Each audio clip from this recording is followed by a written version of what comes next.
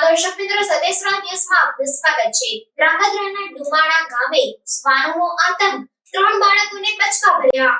ધ્રાંગધ્રાના ડુમાણા ગામે શ્વાનનો આતંક, 3 બાળકોને બચકા ભર્યા। જિલ્લામાં રસી ન હોવાના કારણે રસી લેવા માટે પેરેન્ટ્સને રાજકોટ ખસેડવામાં આવ્યા। ધ્રાંગધ્રા તાલુકાના ડુમાણા ગામે બાળકો સ્કૂલે જતા હતા। તે સમય દરમિયાન 3 બાળકોને શ્વાને બચકા ભર્યા હતા, ત્યારે તાત્કાલિક 108 એમ્બ્યુલન્સની મદદથી હોસ્પિટલ ખસેડાયા। જિલ્લાની હોસ્પિટલોમાં શ્વાન હડકવાની રસી ન હોવાના કારણે રાજકોટની સિવિલ હોસ્પિટલ ખાતે શ્વાન હડકવાની રસી લેવા માટે બાળકોને મોકલવામાં આવ્યા હતા। ધ્રાંગધ્રા તાલુકાના ડુમાણા ગામે બાળકો સ્કૂલે જતા હતા, તે સમયે રખડતા શ્વાને 3 બાળકોને બચકા ભર્યા હતા।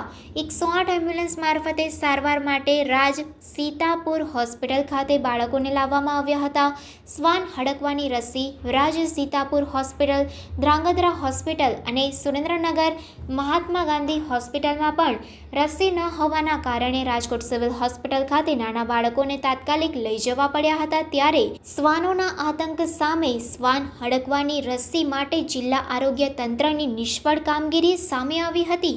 શાળાએ જતા બાળકો અને વૃદ્ધોને રખડતા શ્વાનો બચકા ભરી રહ્યા છે, જેમાં એની સામે સુરેન્દ્રનગર જિલ્લામાં એક પણ સરકારી હોસ્પિટલમાં શ્વાન હડકવાની રસી ન હોવાના કારણે લોકોને મજબૂરન રાજકોટ તથા અમદાવાદ હોસ્પિટલ ખાતે રસી લેવા માટે જવું પડે છે। જિલ્લાની હોસ્પિટલોમાં રસી ઉપલબ્ધ કરવામાં આવે તેવી લોકોની માંગ ઉઠવા પામી છે।